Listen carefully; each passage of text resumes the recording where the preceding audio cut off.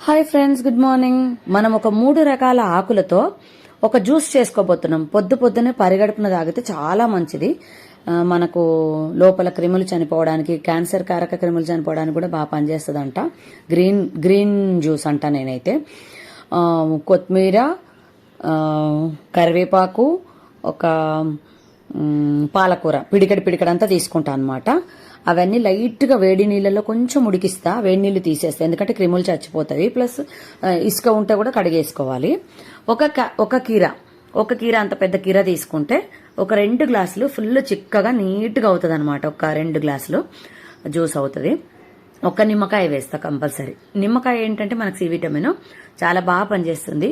కడుపులో అరుగుదలకు కూడా బాగా పనిచేస్తుంది. అయితే మనకు కావాల్సిన అన్ని నీళ్లు పోసుకొని ఇష్టం ఉంటే సాల్ట్ వేసుకోవచ్చు. నేనైతే అలాగే తాగుతాను నిమ్మరసంతోనే. 2 గ్లాసుల జ్యూసు ఎంత బాగా అవుతుంది చూడండి. చిక్కగా గ్రీన్గా మంచిగా 2 గ్లాసులు నీళ్లు పోసి మిక్సీకి పట్టాలన్నమాట, సరిపోతుంది.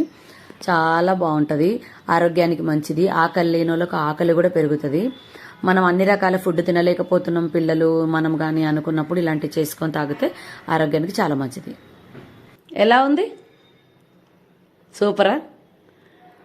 3 రకాల ఆకులు, కొత్తిమీర, కరివేపాకు, పాలకూర లైట్గా వేడి నీళ్ళలో ఉడికించిన, ఆ తర్వాత కుకుంబర్ వేసిన, 4 గ్రీన్స్ కలిసి ఒక జ్యూస్. సూపర్.